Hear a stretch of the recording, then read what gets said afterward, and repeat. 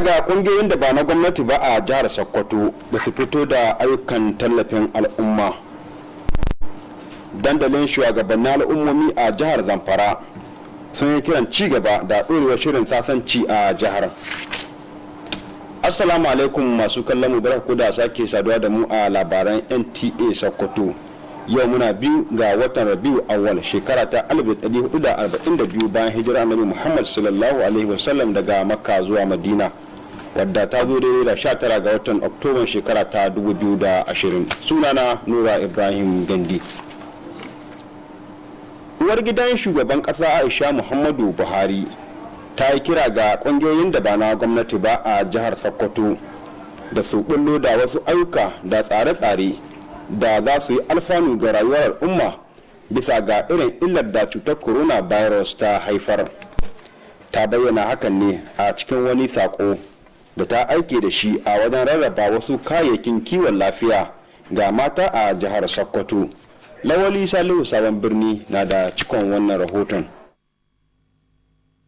Lerodi dauke da kayan shafe-shafe guda 1000 da jakar gari ne dai aka raba ma kungiyoyin mata haɗi da sauran al'umma da ke zaune a jihar nan. Shi dai wannan karamcin yana da zumar inganta kyawu da kuma taimaka ma waɗanda suka amfana da shirin domin samun kuzari ta haujin samun abin sawa a baka domin rage raɗaɗin cutar murar mashako da ta haifar a jihar. Akan haka Maryam Mairo Aminu Waziri Tambol ta yaba ma kokarin uwar gidan shugaban kasa Aisha Muhammadu Buhari, tana mai cewa hakan bai rasa alaka da kasancewar uwar gidan shugaban kasar na kasancewar wadda ta karanci ababen da suka jibanci kwalliya. Hakan shi yasa uwar gidan ta bayar da kayan shafe-shafe ga mata a jihar nan. Haka zalika matar gwamnan Sokoto ta yi kira ga ilahirin al'umma haɗi da mata da ke jihar nan da su yi amfani da halin da ake ciki wajen cin gajiyar ire-iren tallafi da gwamnatin tarayya ta tanada domin inganta rayuwarsu. Shine matar shugaban kasa Hajji Aisha Muhammadu Buhari a Excellency ta fara turo matan Sokoto kayan tallafi ta gidauniyar ta baya mu tallafa mutane, daga nan kuma a yi training mutane ko bayan mulki ne an bar legacy a Sokoto. Wasu daga cikin waɗanda suka amfana da shirin dai sun gode ma uwar gidan shugaban kasa haɗi da matar gwamnan jihar Sokoto akan wannan karamcin, suna mai cewa hakan zai inganta kwalliya a gare su. Da na ji daɗi, wallahi za su taimaka min ga jikina da in gyara fuskokina. Allah ubangiji saka mata da alheri. Gaskiya muna godiya kwarai, Allah ya saka da alkhairi kuma. A wajen taron da an yi wasannin gargajiya na kabilu daban-daban waɗanda suka hada da 'yan wasan gargajiya na Hausa, Yarbawa, Inyamurai domin nuna zaman lafiya da haɗin kai a ƙasar daga Sokoto. Wani Salo Sale labaran. Mai alfarma sarkin musulmi Muhammad Sa'ad Abubakar ya yi kiran da a tabbatar da komawa da ci gaba da karatu a makarantun islamiyya da masallatai kamar yadda aka saba. Wannan na ɗauke ne a cikin wani jawabi da shugaban kwamitin ba da shawara akan harkokin addinin musulunci a fadar mai alfarma sarkin musulmi kuma wazirin Sokoto Farfesa Sambo Wali Janar ya sama hannu. Jawabin ya bayyana damuwarsa akan yadda cutar coronavirus ta shafi harkokin addinin musulunci, zaman lafiya da ci gaban tattalin arziki a fadin duniya na fiye da watanni 6. Jawabin ya kuma yi murna akan yadda a yanzu abubuwa ke komawa kamar yadda suke. Jawabin a don haka ya yi kiran da a dawo da sha'anin koyarwa da wa'azuka da ma sauran lamuran addini da ake gudanarwa a masallatai da makarantun islamiyya. Ya kuma yi kira ga al'ummar Najeriya da su ci gaba da yin addu'o'i ga Allah domin kawo ƙarshen wannan cutar ta corona, sannan kuma a ci gaba da kiyaye dokokin kare kai daga kamuwa da wannan cutar. An yi kira ga hukumomin tsaro da su ƙara zage dantse domin shawo kan matsalar 'yan bindiga a yankunan ƙananan hukumomin Tangaza da Gudu na jihar Sokoto. Wannan na ɗauke ne a cikin wani jawabin takardar bayan taro da aka gabatar bayan kammala taron wata-wata na kungiyar 'yan jaridu reshen jihar Sokoto. Takardar ta bayyana takaicinta akan yadda har yanzu matsalar 'yan bindiga da masu satar mutane ke ci gaba da aukuwa a wasu yankunan ƙananan hukumomin Tangaza da Gudu. Ta ce mutanen yankunan har yanzu ba sa iya kwana cikin kwanciyar hankali, a don haka suka yi kira ga gwamnati da hukumomin tsaro da su yi mai yiwuwa domin shawo kan wannan matsalar. takardar bayan taron ta kuma yi kira ga hukumar yaƙi da sha da safarar miyagun ƙwayoyi da sauran hukumomin tsaro da su daƙile ayyukan masu sha da safarar wannan miyagun ƙwayoyin a ƙauyen Raymond Village da ke kusa da barikin sojoji ta giginya a nan Sokoto. Ta ce wannan ƙauyen ya zama wata matattara ta masu waɗannan miyagun ɗabi'un, a don haka ya dace hukumomi su yi abin da ya dace. Takardar bayan taron ta kuma ja kunnen 'yan jaridu da su ƙauracewa shiga harkokin siyasa tare da kiyaye dokokin ayyukansu. Dandalin shugabannin al'ummomi a jihar Zamfara ya jaddada amanar da yake da shi akan alfanun da shirin sasancin da ke gudana a jihar, wanda ke da manufar kawo ƙarshen matsalar tsaron da ake fama da shi a jihar yake da shi. Wannan na zuwa ne a wajen wani babban taron dandalin da ya gudana a Gusau, babban birnin jihar. Ga Muhammad Lawal Baba da fassarar rahoton Sadiya Abubakar Tunau. Gamayyar kungiyar kabilu mazauna Gusau ta jihar Zamfara, wanda yawansu ya tasamma kabilu fiye da 21 wanda suka fito daga jihohi daban-daban na faɗin ƙasar nan. Kabilun sun zauna shekaru da dama tare da nuna ƙaunar juna, musamman ga masu masaukinsu. Suna ba da gudunmawa wurin bunƙasar zamantakewa da haɓakar tattalin arzikin ƙasa. Sun gudanar da taro domin tattauna muhimman batutuwa da suka shafi musamman ƙalubalen tsaro a faɗin jihar Zamfara. Shugaban gamayyar ƙungiyar Abdulrazak Shobanke ya ce akwai alamu zaman lafiya ya fara dawowa jihar Zamfara. Ƙungiyar ta ce tana ba da goyon baya 100% ga gwamnati mai ci a halin yanzu na ganin zaman lafiya ya ɗore. Ya kuma yi kira a dawo da waɗanda ba 'yan asalin jihar ba wanda aka ba su aiki kuma amma aka sallame su. Masu jawabai a wurin taron daban-daban sun yaba da halayyarsu, a inda suka yi kira su ci gaba da nuna halin kwarai. Ƙarshen rahoton kenan. Masu kallon mu labaran za su ci gaba bayan wannan sakon, sai a dakace mu.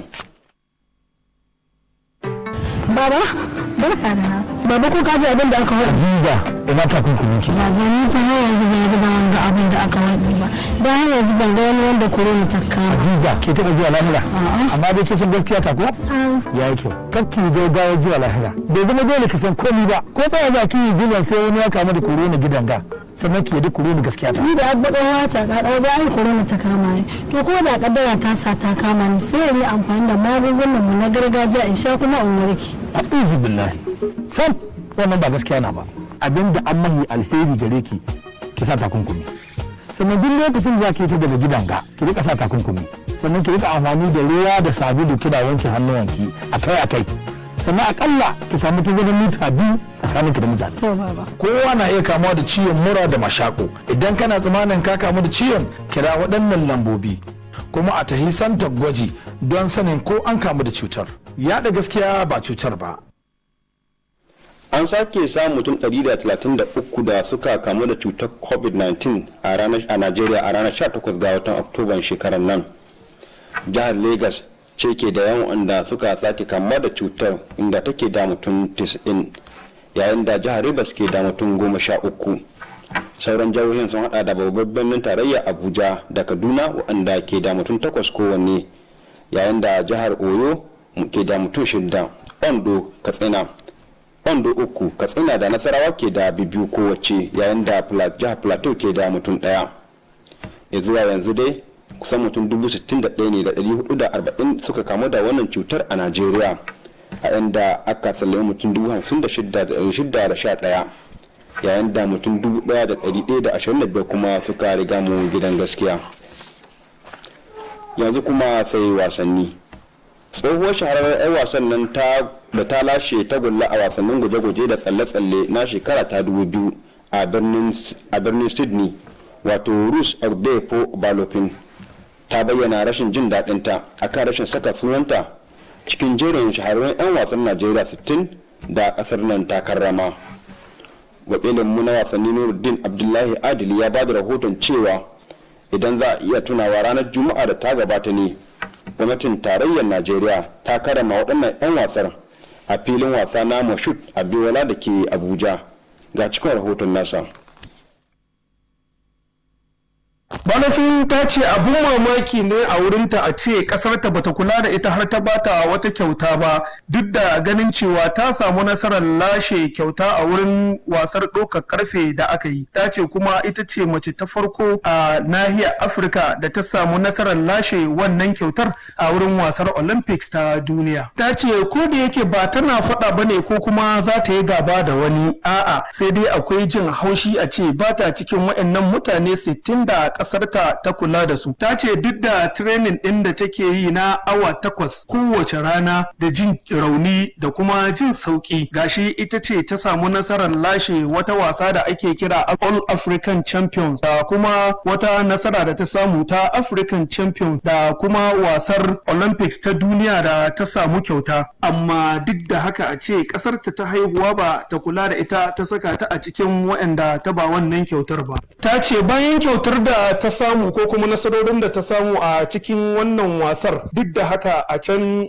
garin nata na haihuwa kuma ta koya wa mata da dama wannan wasar da ake yi ta ɗaukar ƙarfe. Sai kuma a ƙwallon ƙafa, masu ruwa da tsaki a hukumar nan da take kula da ƙwallon ƙafa wato NFF ko kuma Nigerian Football Federation za ta zauna gobe domin fitar da tsarurruka na dawowa da wasannin ƙwallon ƙafa na ajin ƙwararru ta 2020 da 2021 da sauran wasannin ƙwallon ƙafa a faɗin Najeriya. Labarin da muka samu daga jaridar nan ta Guardian dai, hukumar ta ce duk tsarurruka da kuma abin da ya kamata da wanda bai kamata a yi ba za a baiwa kowace ƙungiyar wasa wanda ya zo daidai da tsarurrukan kwamitin nan na shugaban ƙasa wato Presidential Task Force ko kuma PTF a takaice, tsarurrukan da suka bayar domin dawowa da wasanni a fadin Najeriya.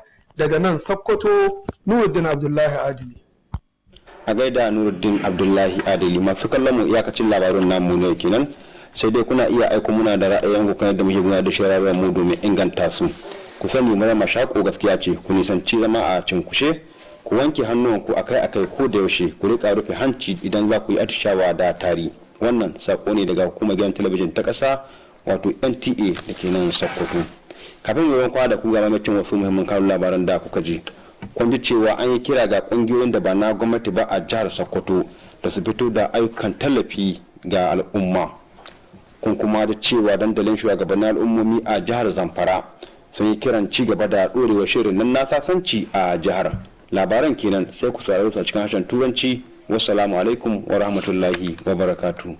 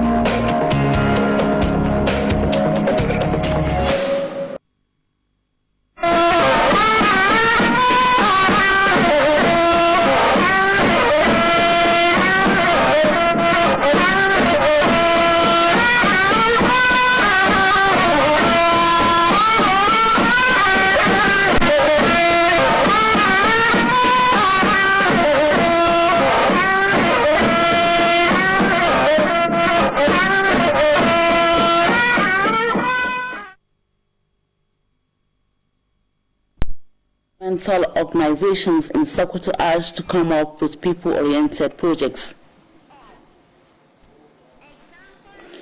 Ongoing peace process in Zamfara State, all community leaders forum called for sustainability. Good evening and welcome to Nta Sokoto. Today is the 2nd Rabiul Awwal 1442 after Hijrah, which is also the 19th of October 2020. I am Sophia Abdullahi with the news. Wife of the President, Aisha Buhari, has called on non-governmental organizations in Sokoto State to come up with projects to better the lives of people in the effect of COVID-19 pandemic. She stated this in a message during the distribution of hygiene essentials to women in Sokoto State. Sheikh Muhammad Datti has more. 1,000 bags of hygiene essentials and bags of cash flexigari were distributed to women associations, including resident communities in the state. This is with a view to enhancing their beauty and malnutrition of the women to cushion the effect posed by COVID-19 pandemic. Wife of the Sokoto State Governor, Madam Aminu Waziri Tambol, says the gesture by the wife of the president as a cosmetologist is to make impact on the beauty of women by giving out cosmetics, especially with the effect of COVID-19 pandemic in place. She called on women in the state to take advantage of different empowerment programs provided by the federal government to better their lives. Mother of the nation, the wife of President Muhammad Buhari, extended in her usual self a supportive role to the people who women of Sokoto State, and I channeled it through my foundation, March Legacy Initiative. Some of the beneficiaries applauded the gesture, maintaining that such will enhance their beauty. She has been trying, and also she is carrying the Western community along. I'm very happy. Highlight at the event was cultural display by Hausa, Igbo, and Yoruba cultural troops signifying peace, unity, and progress in the country. In Sokoto, Sheikh Muhammad Datti, NTA News. Sultan Muhammad Sa'ad Abubakar has called for full resumption of religious studies in Islamia schools and mosques.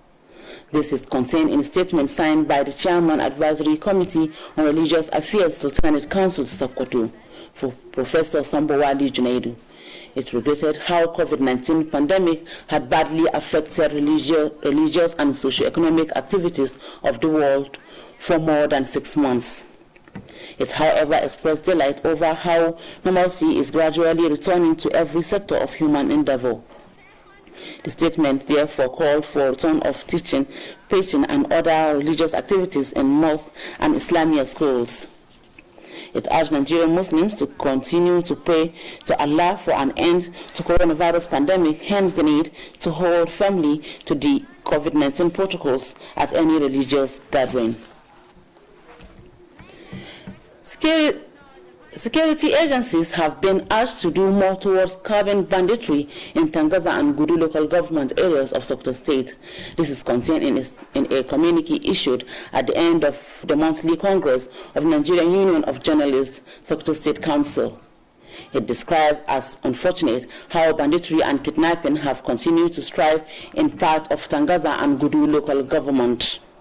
It said people in the affected areas couldn't sleep with their 2 eyes closed, hence the need for governments and security agencies to take all the necessary measures to protect lives and property of the people. The communique also called on National Drugs Law Enforcement Agency, NDLEA, and other security agencies to put a stop to the activities of drug peddlers at Raymond Village, adjacent to Ginya Barracks, Sokoto. It said Raymond Village has now become a safe haven for drug peddlers, urging the authorities concerned to do the needful. The communique further challenged journalists in the state to remain apolitical and be guided by the ethics of other professions. The Community Leaders Forum in Zamfara State has reaffirmed its confidence in the efficacy of the ongoing peace process aimed at addressing the security challenges in the states. This came to the fore at a General Congress of the Forum held in Gusau. Sadia Abubakar Tuno reports. The All Community Leaders Forum is an association of more than 23 different ethnic tribes that come from various states of the country to reside in Zamfara State. Members of the association have over the years been living harmoniously with the host community and contributing to socio-economic development of Zamfara State. The forum held its General Congress to discuss vital issues related to the development of the country and the state as a whole. Chairman of the forum, Abdurazak Shabanke, says the association has observed with delight recently the remarkable improvement of peace and tranquility across Zamfara State. Every one of us should be security conscious of what we are doing and help the government equally on the security process. The forum, which reaffirmed its solidarity to Zamfara State government quest to achieving lasting peace, appealed for the engagement of its members who were working on contract, but their appointment was recently terminated by the state government. I will take these things to the governor, and this government will do justice everybody by the grace of God. There were goodwill messages from some other stakeholders at the event who all commended the various community leaders residing in Zamfara State over their exemplary conduct and charged them to maintain the tempo. In Gusau, Sadia Bakarchino, NTA News. 133 new cases of COVID-19 have been confirmed in Nigeria as at 18th October 2020. Lagos State have the highest number with 90 cases, Rivers 13. Others are FCT and Kaduna have 8 cases each, Oyo 6, Ondo 3, Kaduna and Nasarawa 2 cases each, Plateau 1. Now, total cases of COVID-19 in Nigeria stands at 61,440 with 56,611 discharged, while 1,125 deaths recorded. And now on sports. Sydney 2000 Olympic silver medalist Ruth Obeefo Balofin has expressed her displeasure for not being recognized among the 60 Nigerian sports icons. Nuruddin Abdullahi Adli reports that it can be recalled that the federal government on Friday recognized sports icons at the velodrome of the Mashood Abiola National Stadium in Abuja. The report.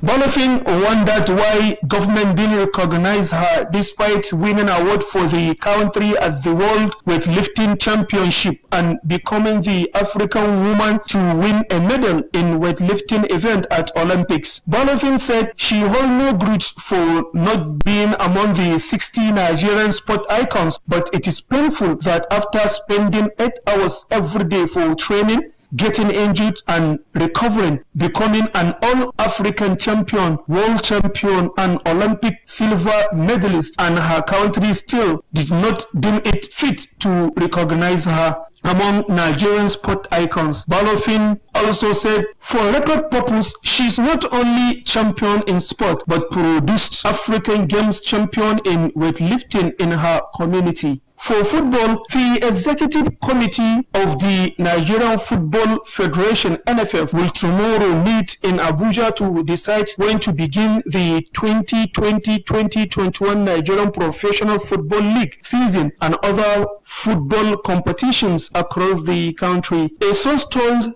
the Guardian newspaper there will be that deliberation on the modalities for resumption of football and measures adopted by various clubs and stakeholders in line with the COVID-19 protocol set by the Presidential Task Force (PTF) will be ensured. In Sokoto, I am Nuruddin Abdullahi Adili. Well, viewers, that is our news package tonight. You can always send us your feedback on our program and services to enable us serve you better. And you should know that COVID-19 is real. Observe social distancing, wash your hands regularly, always sneeze and cough in your elbow. This message is from the Nta Sokoto Network Center. That is the news. Thanks for watching and good night.